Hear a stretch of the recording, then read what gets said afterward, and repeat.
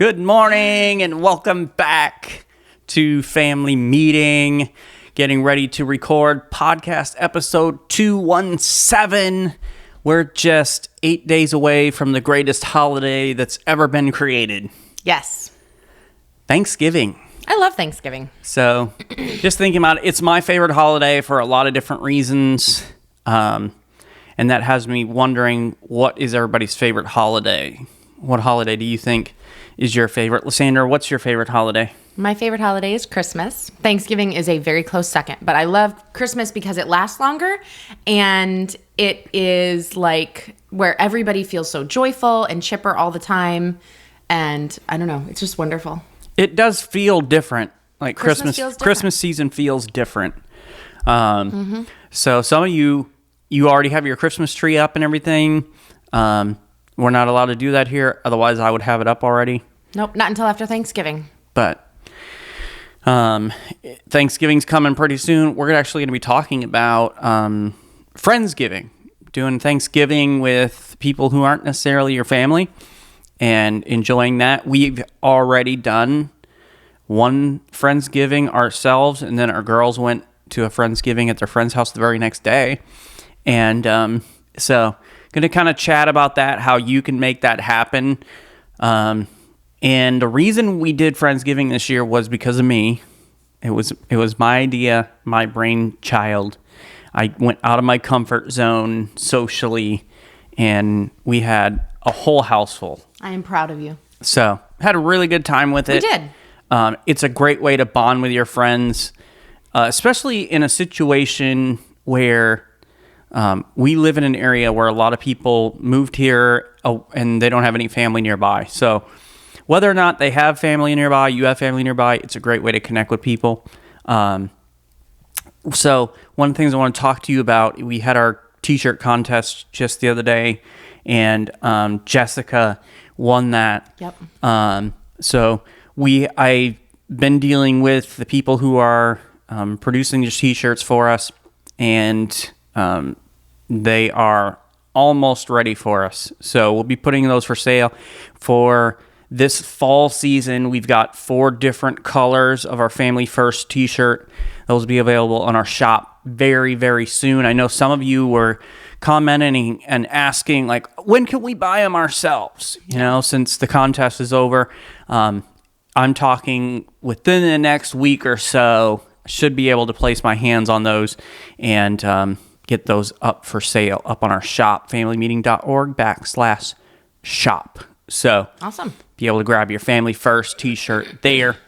And we'll do different colors for the different seasons, kind of put them out a little bit at a time. And so whatever color you liked best out of the 17 choices, it will come around. So grab them up while you can. All right. Sounds good. You ready to record this episode, babe? I think so. Let me grab one last drink of my Slate caramel latte. Protein, caffeine, all mixed in one. Water. I already had my cup of coffee, so water is so refreshing. Okay. Ooh. All right. You okay? What happened? My arms hurt. It was hard to it was hard to lift that cup. Thomas has been training me. So I have Lysandra on a new exercise regimen, that's the word. Yeah, but I feel like I'm in a regime. Yeah. So I've got a list of exercises. She never makes it through them all, but she tries. You can't just be proud of me. I'm proud of you. You're trying something new. So it was hard to shampoo my hair today. That's how tired my arms were. That's when you know you've had a good workout. So okay. You're looking great. Do my arms look more muscular? They do. It's hard to hold up an arm. All right. You ready, Okay, you ready to gather around? I'm ready. Gather around, everybody. It's time for a family meeting. The Family Meeting is a show that's all about family relationships. We're the Osterkamps. I'm Thomas, and this is my wife. What's the feminine form of Arnold Schwarzenegger? Now that you're getting super buff. I don't know. Is there like a famous buff woman? You're like Xena Warrior Princess? There you go. I'll take it. Oh my goodness. What in the world? Oh, man. What is happening? That's for you YouTubers. I just want to point out it wasn't me this time. Like, I did not throw us off the rails that much. You started it. We are fine until you try to do that weird Xena Warrior yell. What was it? I'm not gonna... First of all, I don't fully remember. It's been a very long time since I watched that show. Okay, hang on. Hello and welcome to our family. Welcome to episode 217 of the Family Meeting Podcast. On today's episode, we're going to discuss Friendsgiving. Thanksgiving is just around the corner. In fact, it's 8 days away. 8 days away. So it's right around the corner, and we want to talk about investing in your friendships around Thanksgiving. And we have had a Friendsgiving already in our house. We invited just adults over, no kids, and we had a Friendsgiving. And then the very next day, our kids went to a friend's house for Friendsgiving with all their friends. And so we want to talk today about doing a Friendsgiving with just you as adults, or maybe throwing a Friendsgiving for your children. Or a third option would be having all of your friends and their children and doing a big group thing for Thanksgiving. So we're going to kind of talk about all of this on today's episode. So stick around.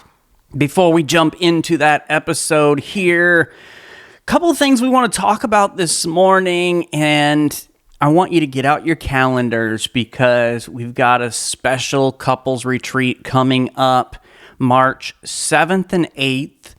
And it's being held in East Peoria, Illinois. So all of our Midwestern friends and listeners, we would love to see you at this couples retreat. Mm-hmm. We're going to be with our friends Josh and Misty Buteau, they pastor Grace Baptist Church in Pekin, Illinois. So looking forward to being with Josh and Misty. Going to have a good time together. We were just on a phone call yesterday, putting and planning together the schedule and the sessions and all those things, kind of finalizing that trip. It'll be here before you know it, just a few months away. Once again, that's March 7th and 8th. It's going to be taking place in East Peoria, Illinois. We will have a link and some information about how you can register and the cost and all of that, schedule, everything coming up very soon. So keep an eye on our social media channels for that. And then something so exciting, because we have crossed the final hurdle for 31 days of wisdom for couples. Awesome. So our next book is right at that line. You can go and pre-order now. We'll have those books out to ship, I would probably say, within the week. That's fantastic. And that'll be a great time to get them in for Christmas if you want to do Christmas presents. That way, whether you're buying them for your adult children and their spouses, yes, or buying them for your friends or for your own spouse to be able to go through them together. So if you go pre-order now at familymeeting.org/shop, as soon as we get them in, we will turn around and ship them straight out to you. And so you'll be able to get your copy right away. We also have Kindle version that is available on Amazon.com. So you can go to Amazon.com and you can get that there as well. The Kindle version already available. Awesome. So great. If digital books are your thing, you can go on there literally right now. The easiest way to do that is to type in Lysandra Osterkamp. Not a whole lot of Lysandra Osterkamps. If you type in Lysandra Osterkamp, all three of her books will pop up. So it's exciting. That book will be shipped out for you very soon, all you who have pre-ordered. And we're very excited about this project, what it's going to do to help couples get in the Word, draw closer to each other, and have wisdom in their relationships. Absolutely. All right, let's turn on over to our discussion for today, Friendsgiving. And as you know, if you've listened to this podcast for any amount of time, you hear about how important it is for us to explain the why Why do we do what we do? And we like to explain to our children why we have rules and why we believe this and why everything. Yeah. And we like to talk about it in marriage too. Explain to your spouse why this hurts your feelings. Why is this important to you? Why do you not care about that? The why is important. And we as podcasters and here at the family meeting, we want you to know the why behind why we suggest things. So that's where we're going to start on this episode. Why do a Friendsgiving? Why would we even do that? And so that's the first thing that we're going to start. And then we're going to talk about how. How can you do that and what would it look like? Because you may be thinking, man, 8 days till Thanksgiving. I don't have enough time to do this. But you absolutely do if you decide you want to. And we're going to help you to know exactly where to start and how to get it done. Yeah, because the great thing is about a gathering like this, you do a small part of it and then you host it and everybody else brings something. And so when you have a whole group coming together, you say, well, 8 days, like that's not enough time. Totally is, because it doesn't take a lot of work to put it together. Exactly. Yep. And that's what we're going to share with you today on this episode. And so really highlighting having those friendships. We are great friends, Lysandra and I, we are best friends. Yeah.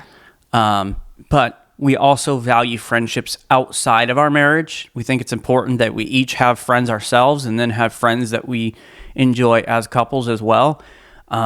We were created for friendships. We were created for close relationships. And there's great value in friendship. Mm-hmm. And I think about Proverbs 17:17 that says, "A friend loves at all times, and a brother is born for a time of adversity." And it just kind of emphasizes the loyalty and support that friends provide, especially during difficult times. Right. And I think about some of the best friends I have in my entire life. People like Ryan and Faith, who have been with me through all the great times in my life, all the hardest times in my life, have always been there. I know that no matter what's happening, I can pick up the phone and call Ryan, and he's going to answer. He's going to listen to me whine and complain and give me time to do that. And then he's going to encourage me. He's going to give me solid advice. And, I have a number of people like that in my life, and I'm very thankful for those friendships. It's interesting that you mentioned Ryan and Faith because, as it turns out, the very first Friendsgiving we ever had was with them. Yeah. Our very first year of marriage, we had moved from Iowa to Foley, Alabama, which is right on the coast. And there was no way that we had enough money to go back to Iowa for Thanksgiving. We did go back at Christmas, but we couldn't do both. So Thanksgiving, we chose to stay in Alabama, and our friends, Faith and Ryan, came and did Thanksgiving with us at our house. Yep. They drove up from Bradenton, Florida, probably 8 hours or so. Yeah. To come spend a few days with us for Thanksgiving. Yep. And we had a great time, and that was our very first Friendsgiving. It made being away from family and those like comforting traditions that you're used to more bearable. They came more than once while we were in Alabama. Yep. So I am thankful for friendships, and friends are the family you choose, right? And so friendships are really important, and oh, go ahead. You don't necessarily click with your family just because they're blood related. Right. And so sometimes friends are closer than family, and it is that family that you choose. I love that. Right. Let's look at Ecclesiastes 4:9-10. Here we find that really more than one bring in this strength. There is strength in companionship. It says 2 are better than 1. If either of them falls down, one can help the other up. And when we get into difficult times in life, when we're facing challenges, it is wonderful to have good friends there. They provide a lot of help and support. So friendships are good, and we want to invest in them, right? Totally. I spaced out for a second. I was like, hello, do I have a co-host? Yeah. So for those of you watching on YouTube, you're like, what is happening? Now, those who are listening to the podcast, that'll be cut out. So oh, okay. We'll slice that right out. So to have that mutual support, it is good when you fall to have somebody who's going to help pick you up. And I think about Galatians 6:2 as well, where it encourages believers to support one another. It says, carry each other's burdens, and in this way you will fulfill the law of Christ. And that's what true friendship does. It involves helping one another, particularly in times of need. We are challenged to celebrate with those who are celebrating and to weep with those who are weeping and all those sorts of things. So it's not just a, hey, we're there in the good times and nowhere to be found during the difficult times. It's in that difficult time that you really find out who your true friends are. That is true. And I think about this in terms of not just you and your spouse, but what about your children? Your children need friends for these reasons as well. Yeah. It is important for your kids to have friends. You know what's going to happen to your children if they are isolated and they are always, in their room by themselves, right? You're going to find depression, anxiety. You're going to find some unhealthy social habits. Your children need friends as well. So think about all of these reasons in terms of your children too, and investing in their friendships. And you may even say, my kids don't have friends. They just can't find any good friends. Well, when you find a child or a teenager that is similar age as your child and the parents have similar values and priorities, you need to pursue that friendship. Help your child pursue it, even if they're a teenager. Yeah. So that means finding out okay, what are the things that we have in common? All right, let's invite them to do those things together. And you have to actually pursue the friendship. So I want to talk about this next verse in light of friendships. Hebrews 10:24-25 says, and let us consider how to stir one another up to love and to good works, not neglecting to meet together as the habit of some, but encouraging one another, and all the more as you see the day drawing near. And this is typically used in a church setting, talking about, making sure that you come together as a church family and you worship together and grow together. Yeah, pastors love to use this to talk about Sunday morning church. Yes. And use that as the focus.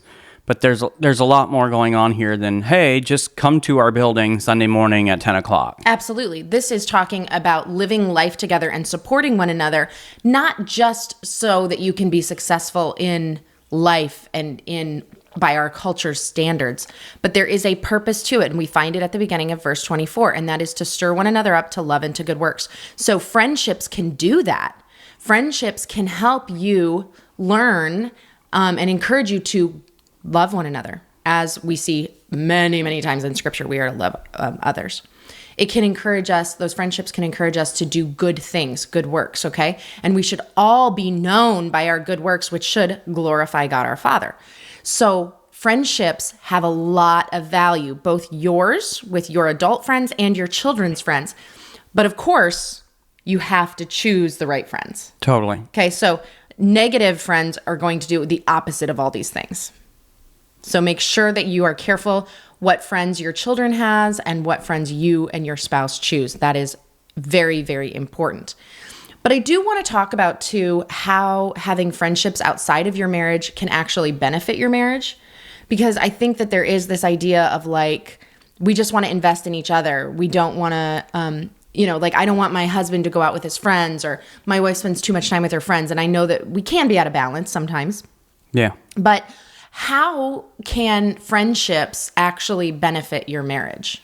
Well, and I was just talking with a guy just the other day about the fact that, and I was using our friendship as an example, we are very close friends, but you cannot and should not be expected to meet every single need that I have in my life. Mm-hmm.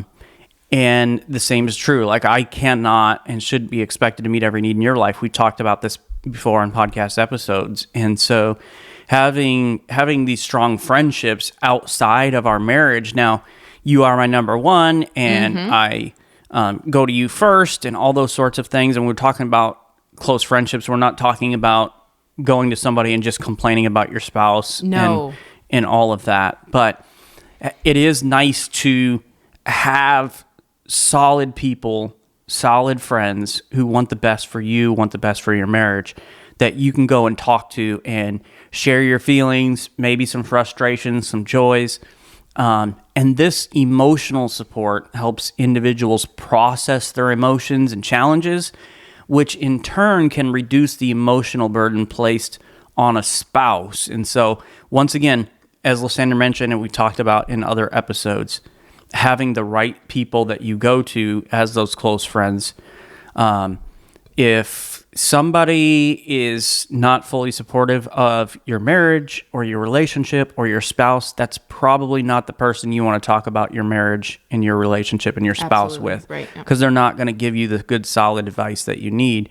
But so having those people in place, but they can do a lot to help you when you have the right people. And this may be something that you've never really considered, but friendships outside of your marriage can actually improve your communication skills. Also, friendships for your children outside of just you, as in mom and dad, can benefit your children, because communication skills are really important. But if you only know how to communicate in your own little bubble, in your own little family, there can be habits, there can be patterns that develop where you don't know how to communicate with anyone else. And you may be actually communicating in unhealthy ways and you don't even know it because you're in an echo chamber. That's the only thing you ever hear. So friends can often provide a different perspective than what you're hearing at home. They can help with problem solving, and engaging with friends can help spouses become more open and honest and have healthier communication. And then you can apply that to your marriage or in your family parenting, parent-child relationships. Well, and this was the cool thing about our Friendsgiving that we just had. So we rearranged literally our entire house. So those of you who are watching on YouTube, we are recording this in our living room. And so we cleared out the entire living room and we moved it into the dining room. And then we brought our dining room table in. We set up a couple more tables and we had like this huge long table. Rectangle table. It was like one of those tables you see in the movies with the king sitting at one end and it's like a mile long, and then it looked like all the pictures of the very first Thanksgiving with the Pilgrims and Native Americans around the table. That's kind of what it looks like. So Lysandra and I sat at a far end, actually the farthest end away from all the food, and I'm just looking down the table at each of the people who are represented, who are friends of ours, and it's such a wide variety of people. Mm-hmm. Politically, we had people sitting at the table who were at totally opposite ends of the spectrum. Yep. You know, some very liberal Democrats on one side, very conservative Republicans, and then all the mix in between. As far as religious backgrounds, totally different. From people who have been followers of Jesus for a long time, some not even sure if they are a follower of Jesus, and everything in between. Age.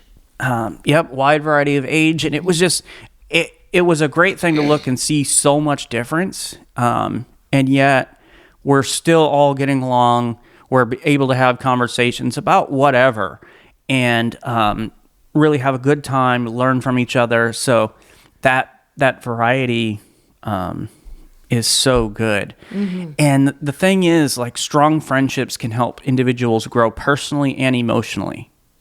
Friends can offer wise and unbiased advice in times of marital difficulty. And while this should be balanced with discretion, having outside perspectives can help couples view problems more clearly and find solutions together. Mm-hmm. Yeah. So maybe don't talk about your marriage issues at Friendsgiving, but the value of good friends. To build those friendships. Yes. And marriage should be your closest and most intimate bond. Okay, that should be your number one friend. No one is a closer friend than Thomas. Thomas is the first person I go to. His opinion has more weight than anyone else's in my life. He will always be number one. But friendships outside of marriage can also create kind of a little bit more healthy balance, all right? It can prevent codependency. That can be a dangerous thing to get into. It offers variety in social interactions. So you're not just always in the same place, the echo chamber, right? It prevents the feeling of maybe being trapped in marriage. Like the only person I ever talk to is you. The only person I have any interactions with is you. And if you have some friendships to balance out that life, then you're not going to feel as trapped in your marriage. You're going to feel more like a well-rounded adult. And it can prevent also the pressure of one spouse feeling like they have to meet all of their spouse's needs, socially, emotionally, and everything else. And this is also true with children. Your kids need friends. Your teenagers need friends. Your young adult children, they need friends, because you should not be your kids' only friends. That's really dangerous. We were just joking with our 19-year-old about like what she wants to do for her birthday, and I'm like, well, do you want to just spend it with your mommy all day? Yeah, we could just me and you all day. And she's like, yeah, that sounds awesome, Mom. But your teenagers, your young adult children need other friends than just you. It is not healthy for us to only have friends that are right there in our nuclear family. And they offer accountability and encouragement. Yeah, they do. You know, a godly friend can gently point out when one spouse may be neglecting the relationship or behaving in ways that are damaging to the marriage. And this can help avoid unhealthy patterns and encourage both spouses to prioritize their marriage. And it's the reason why, hey, the close friends ought to be the one who are supportive of your relationship, your marriage, want to see you succeed as a couple. I just read a book where I heard this again, that the more couples spend time with divorced couples or friends, the more likely they are, the higher percentage they have of becoming divorced. Yeah. And it just has to do with like, oh, they got divorced and, you know, she seems happier, or she's pro-divorce, you know, or even just that, like, talking about it and more often and stuff. So there is really studies and data behind that. So think about that too as you choose your friends. Choose them carefully. Make sure that you are choosing people who are going to support your marriage, support your family, and support your faith. Okay, so I think, let's see, we're off to you? How? Yeah. I got distracted now, babe. So we talk about that why, this is how, all right? So let's get down to the nuts and bolts of the Friendsgiving and what to do. So first of all, you know, when we're putting this together, one of the things that we did is we started to make a list of, okay, who do we want to invite? So we're going to talk about invitations in just a second, but you got to put that list together. We know so many people, and our house is only able to hold so many, right? So you're like, okay, who do we invite? Who should we bring in? And put that list together. And when you're putting together that list, one of the things you're going to discuss is, what is our Friendsgiving going to look like? Is it going to be adults, no kids? Yep. Is it going to be my children's friends? So I'm going to have a house full of kids. Parents can drop off, go on a date night. Teenagers can drive themselves over, whatever. Or is it going to be the third option, which is parents and children all come to the house together? In Iowa, that was what we did. Yeah. We had all the parents and all the kids come at the same time, and it was great. Here, we did them separate. Yeah, and so this year I wanted kind of like a more laid back, just hang out with friends. Quiet. Yeah, a little quieter. Yeah, not so much chaos and everything else. And so literally we're like, no kids. And that included mine. So we shipped our kids and my son off to grandma's and grandpa's house. Yeah. So they went and hung out over there. Yeah, and another reason for us doing only adults is we were able to invite a lot more people, because if we would have done families, then we could have done much fewer people. It would have just been 2 or 3 families. Yeah. Because of the size situation. And so, you know, we're able to invite 15 couples over. I think 12 of them came, something like that. Yeah. So we're able to fit rather comfortably that many people. And it was like, okay, just thinking about who do we want to hang out with and just enjoy company together, have a good time. So you've got your kind of list together. All right, how are we going to send the invitation out? That really depends on the context of, what your group is like, what your friends are like, whether you send an evite or text. We literally I just texted everybody and said, hey, this is when we're going to have it, and let me know what you want to bring. And most of the texts were a group text. So it was Thomas, myself, and then the both couples on a little group thread. Not both couples, the other couple. Sorry, the other couple. Yes, both parties of the other couple. The husband and the wife. Yeah. And so why don't you share with everybody, what did your text sound like? Actually, I can pull it up. Okay. I wasn't prepared for this, but no, that's let me okay. pull it up real Take quick. your time, because I am going to mention your invitations are going to reflect really your personality and your style. Some women, they're going to want to sit down at their little Cricut machine, and they're going to want to cut out 3D invitations and put them in the mail. That's beautiful. Go for it if that's who you are. If that isn't who you are, a text is fine. Don't try to be the mom who does the Cricut invitations if that's not who you are. Be who you are, and it's okay to send a quick text. Okay, so this is the text that I sent out to everybody to invite them. Lysandra and I wanted to invite you to our house for Friendsgiving on Friday, November 15th at 6 p.m. This will be a kid-free night, so find a sitter if you need to, and let's enjoy an evening with food and friends. We will have everyone contribute something to the dinner, so just let us know what you want to bring, and we will double-check that someone else isn't already bringing it. We are expecting anywhere up to 30 people. Mm-hmm. So we'll talk about food in just a second, but we put some key things in the information that people would need to know the day and all those sorts of things. Mm-hmm. But it doesn't have to be some big extravagant thing. But for some people, that's the fun of it, right? They want to have a more elegant party. And so we want to do the paper invitations and all those sorts of things. Or if it's for kids, like you're doing a kids' Friendsgiving, you're doing like a kid's craft invite or something like that. And your children can make the invitations, make the turkey hand invitations that they can go run around and give to their friends at church or in the neighborhood or whatever. That's a great way to do an invite. Evites are fantastic. And you probably don't know much about evites. I use them all the time. So maybe you've never heard of that. Go to evite.com. It's free unless you pay for the premium invitation, which I never have. But what you do is you simply make this digital invitation card, and you choose the style you want. You put in specifically your information. You can put in a what to bring list, and people RSVP. It automatically sends reminders to you and your guests. You also get emails saying who RSVP'd yes or no. Like the day before, you can shoot out a little message through your evite, and it'll go immediately, whether you did it through text or email, to their text or email, and it'll tell them, hey, we're looking forward to tomorrow, FYI, park on the lawn on the left side, whatever information you need, and it goes directly to everyone. So I would say this, if you're doing Friendsgiving, the one thing I'm going to ask you not to do is do a ginormous group text. Oh, yeah, I hate those. Do not send out a group text with 25 people on it.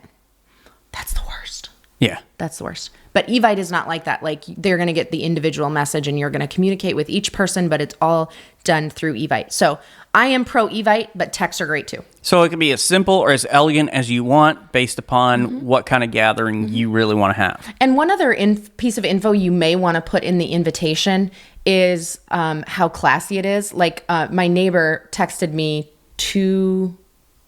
maybe 30 minutes before Friendsgiving. And she was like, hey, can I just come in my pajamas? And I was like, you can. Yeah, you can come in your pajamas. Totally fine. I'm going to wear like jeans and a blouse. But I was like, it's not dressy, but come however you want to. I wanted her to know. Like, I didn't want her to feel like, why did you let me come in my pajamas if you weren't in your pajamas? Yeah. So I made it clear what I was wearing, but you can wear anything you want. So you may want to say, like, this is going to be, casual, or this is going to be black tie, whatever you want. So let's talk about food, because when some people think of Friendsgiving, they think like Thanksgiving dinner, where if I'm hosting, I got to make all the food. And that costs a lot of money with how expensive groceries are. Right. A lot of money, a lot of time. So let's just chat a little bit about what we did, maybe give some ideas. some of the information was in the text that I read just a second ago, but we can kind of expand upon that. Yeah. So I definitely would say, unless you are extremely financially stable and you really love cooking, do not do all the food by yourself. Don't do that to yourself. One thing you can do is like a potluck style, but we like to do it a little bit more like specific than a potluck. So potluck kind of implies like bring anything you want and we'll just see what arrives. That's what potluck is in my mind. And potluck has a very bad connotation in Thomas's mind. I'm not a fan of most potlucks. Yes. Put it that way. Right. But you can have each guest bring a dish, which is going to take the financial burden off of you and the pressure of cooking the entire thing. And the other thing that's nice is you get to try like what's their traditional Thanksgiving thing. What do they do? You may have some surprises brought. Yeah, it was kind of interesting as people were texting me about, okay, yeah, we're going to come and then this is what we're going to bring. And so to see like, to me, some things were like, that's really weird to bring to a Thanksgiving style meal, but that's like what they do for Thanksgiving. And everything was so delicious. It was a fun surprise. So let me share some of the unusual food that we had. Okay. That was unusual to Thomas and I. Now you may be like, that's what we always do for Thanksgiving. Why is that weird? We had meatballs, which is not something I've ever seen at Thanksgiving.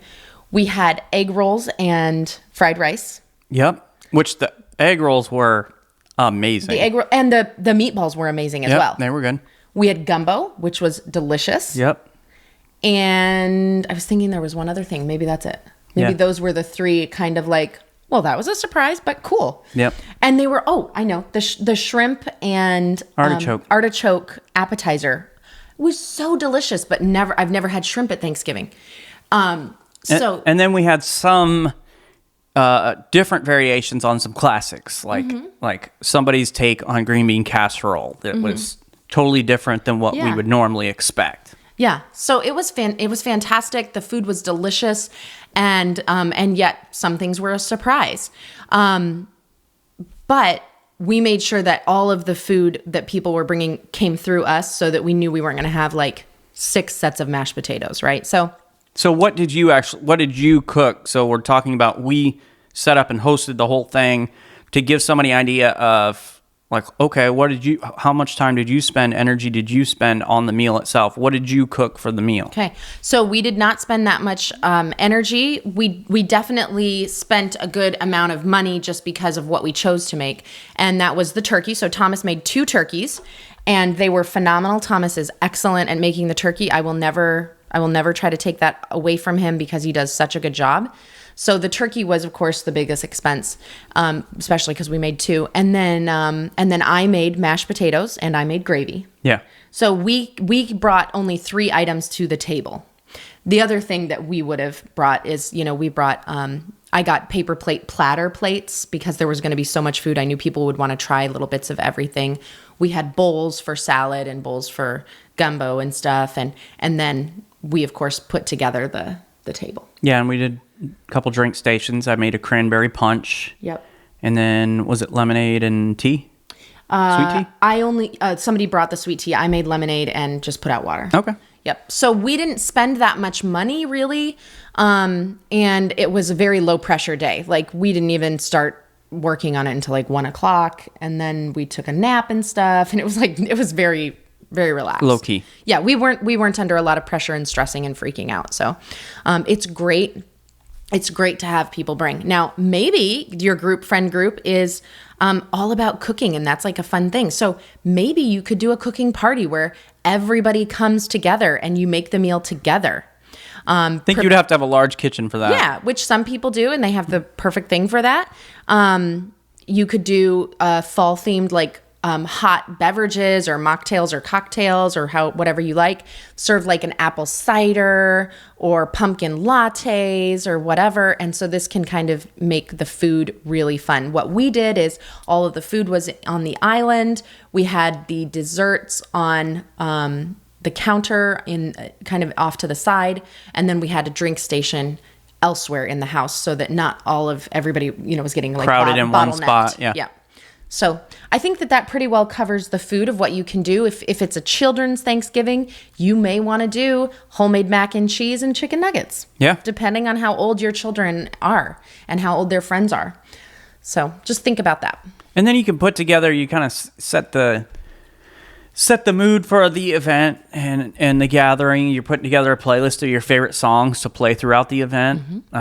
Whatever, if it could be a mix of festive, nostalgic, upbeat tunes that set the mood. There's not a whole lot of good Thanksgiving songs themselves, as far as like this is specifically a Thanksgiving song. And I saw a meme just the other day that I thought was kind of funny. It was talking about stop complaining about Christmas music in November. Like, if Thanksgiving had a bunch of bangers, this wouldn't be happening, Yeah. right? So get out there and write one. Yeah. But there are plenty of songs that talk about being thankful, giving thanks. A lot of good of our favorite Christian songs Yeah.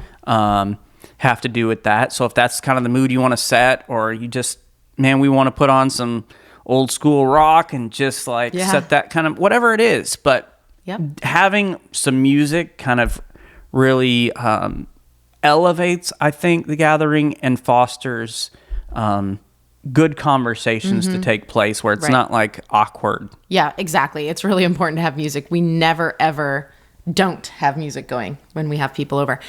We chose to play worship songs, which are all about Thanksgiving and worshiping God for who He is and what He has done for us. And we chose more upbeat worship songs to set kind of a festive, light mood. One thing that you can do, Thomas chose not to do this, and that's totally okay. But maybe this is something you want to do, is start a tradition where everyone takes a moment to share something they're grateful for. So you go around the table and say, like, I'm thankful for this, I'm thankful for that, or whatever. It can be a heartfelt moment, or it can be lighthearted and goofy, depending on what vibe you're going for. Yeah. Thomas did begin the evening where we all sat down in our spots, and then before prayer or right after, I think before, you said, like, I just want to thank everyone. You know, I look around this table and I'm so grateful for each of you and your friendship and what you've meant to our family and that kind of thing. Like, just kind of a nice little comment. Yeah. And really what I wanted, and so it's based upon what you want for the gathering. So what I wanted is to get people together and just have them be able to talk and just connect, because our church is a portable church. We set up, we tear down every single week. There's not a lot of opportunities as a group to gather together and just socialize and connect. And so that's really at the heart, the most important thing that I wanted to happen. And so with just being together for a couple hours, that's what I wanted the focus to be. And so that's one of the reasons why I was like, well, let's not spend 45 minutes. Yeah, because it would have been going around the table. You give everybody 2 minutes and you got 25, 30 people. That can be a long time. And so that's a great thing. And I think there's settings for that. But for the emphasis we wanted, specifically I wanted, and you kind of went along with it, was, hey, I just want people to be able to connect. Yeah. And one thing that's great about Friendsgiving is you may help this friend over here connect with this friend over here, and you're connecting friendships now where people are becoming friends. And I think that's a really cool thing about it too. Yeah. And so depending upon what you want the event to be, you may add in some fun little things for your group. So maybe you want to do some Thanksgiving trivia. Yeah, that would be fun. Kind of test your knowledge of Thanksgiving history, food, pop culture, all that kind of stuff with a fun trivia game. You could have some little prizes to go along with, whether it's the winning team or somebody who gets a question right or whatever else. There's a million ways that you could go about doing some Thanksgiving trivia to add a little fun in case you're like, I want to do something more than just sit around and talk. Yeah. That's a way to do it. And another thing in that kind of same line is you could set up individual card tables. So we did one long table, and all 24 or 5 of us, whatever it was, we were all sitting at one single table. You could do your Thanksgiving, Friendsgiving differently, where you have each family or couple bring their own card table, set them up all over your house, and do like a card party, and this winner goes over here and these losers go over here, or board game tables or whatever, and have a great time. Maybe you want to do some board games like Monopoly, Cards Against Humanity, or whatever. Another thing that's really fun is Thanksgiving themed charades or Pictionary. So drawing turkey or whatever. And think about this with the kids too. If you do a Friendsgiving with just your kids, this can be really fun. Let your kids pick the games that they want to play. And you could even just play this like game of Guess Who, okay? Which could be really fun. And like write down a few things that you're thankful for on a piece of paper, and other people try to guess who wrote it. I did this at a ladies' night for Thanksgiving one year, and that was really fun. When they guessed who wrote different things, we had a really good time with that. So there are a lot of different things that you can do, whether it's a family Friendsgiving, a children's Friendsgiving, or an adult Friendsgiving. You could set up maybe like a crafting station where guests can make Thanksgiving-themed decorations, like hand-painted pumpkins or gratitude jars, things like that. Or alternatively, you could decorate together as part of the gathering, make it a fun bonding activity. And so for us, Lysandra and the girls, I helped out a little bit, but they did most of the decorating together. But rather than doing that ahead of time, you could hey, this is the time we're going to show up, we're going to decorate, we're going to put everything together, which also makes it a little easier as far as less for you to do personally. Right. So you could literally put that on there. When you get here, we'll start setting up tables and chairs and decorating, and we'll start getting all the food together rather than show up and eat. You know what I mean? Mm-hmm. Yeah.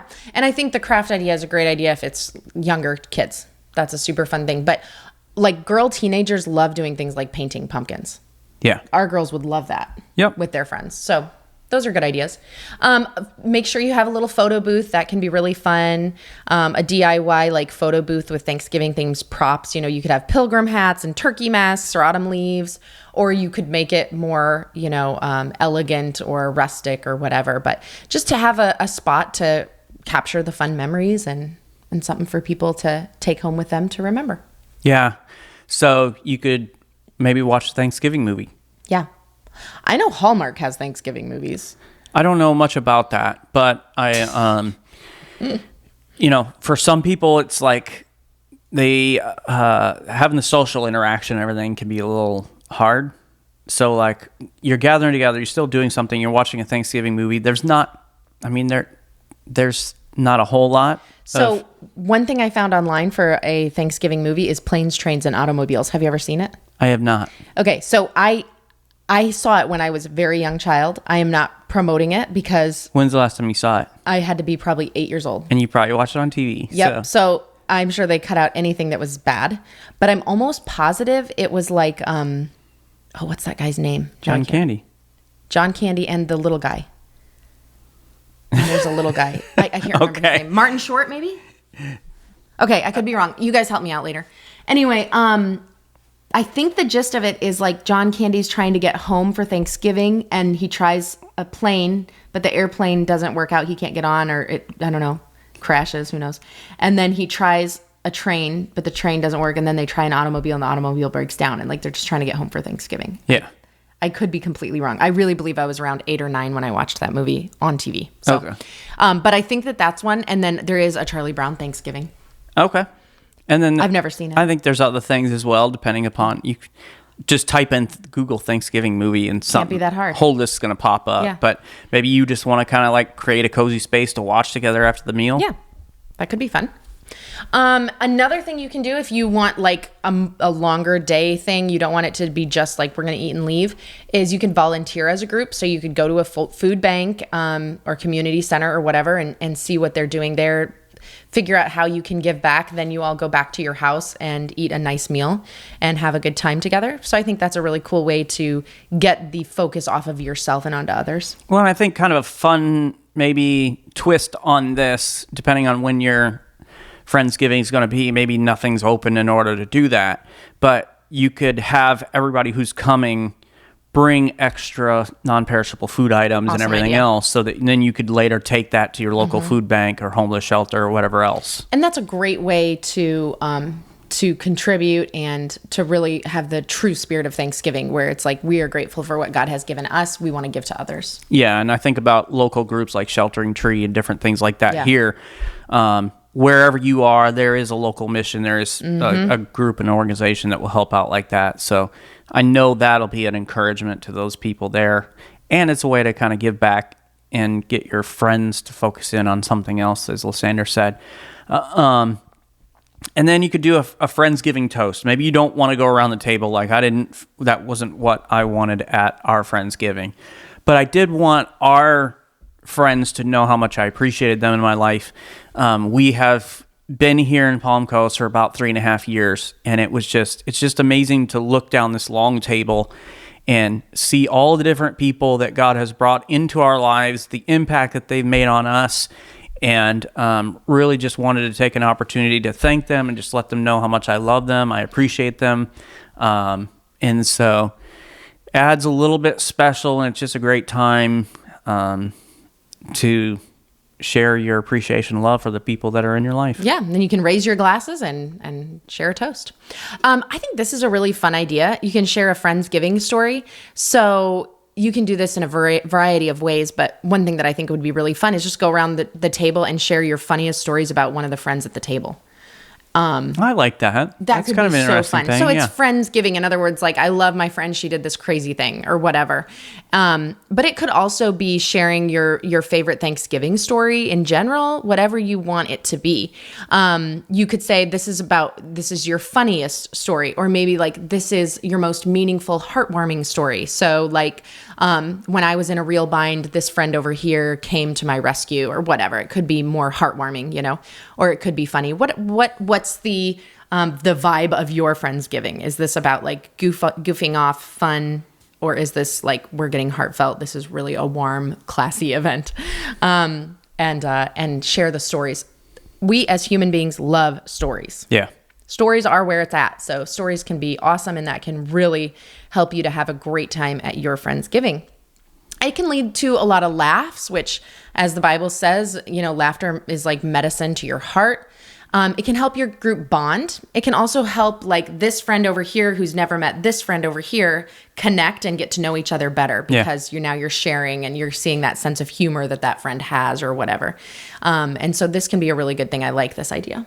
So family meeting tonight, just want you to kind of sit down and talk about putting together a Friendsgiving. And it can be as large or as small as you want to have.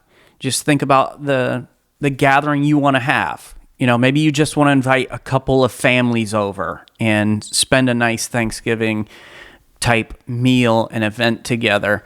It can be on whatever day of the week, whatever time, but what that works for you. Or maybe you do want to do something similar to what we did, where it's like, you know what? We haven't in a while just had our friends over to hang out. Let's do that. And it doesn't have to be this big, elaborate thing where you spend tons of money and tons of time. It's literally as simple as, hey, this is what we're making. What would you like to bring? But just sit down, talk about it, plan it. You've got 8 days before Thanksgiving. You could do it after Thanksgiving too. It doesn't have to happen before Thanksgiving. But just put that on there. Spend some time investing in those relationships and taking time to let those people that are closest to you know, I love you. I appreciate your friendship. I'm glad to have you in my life. Just want to spend some time with you. Sounds great. Thanks for joining us today. Please go and subscribe to the Family Meeting Podcast from your favorite podcast provider. And if you found this information helpful, please share this episode on social media and invite your friends and family to listen in with you. To find more content and information Lysandra and I provide, you can go to our website, familymeeting.org. While you're there, hit that shop tab and you can purchase our brand new book. Lysandra, you want to tell them about it? It is 31 Days of Wisdom for Couples. It is a couples devotional designed for you and your spouse to go through together to get you closer to one another and closer to God and into the Word. Or you can email us at info@familymeeting.org. If you'd like to shoot us a text or call us, you can send a voice message at 904-257 3062, and we will answer those questions on a future episode. We want to invite you to join us for our next family meeting as we discussed solving problems as a team. You and your spouse will inevitably come across many, many problems in your marriage and in your life in general. So are you focusing on the problems, or are you figuring out how to solve the problems and find a solution as a team? Thanks for joining us today for this family meeting. Have a great week, everybody. This meeting is adjourned. All right, so Friendsgiving, what are your thoughts? What have you done in the past? What are some things where you say, hey, this worked extremely well for us. People enjoyed it. It was memorable. It bonded us together as friends. We'd love to hear about what your ideas are, what worked. Maybe you have a little mishap that was like, oh man, we tried to do this for our Friendsgiving and it did not go over well. What are some things we should avoid when it comes to Friendsgiving? Like we set the turkey on fire. Yeah, something like that. Maybe you had to like run out and get Chinese takeout because the whole thing was a mess. Either way, you know, those are some of the most memorable times we have. They are. When things don't go exactly right. But we love to hear your experience, your thoughts, your ideas on your Friendsgiving. And with that, we hope you have a great week. Bye-bye.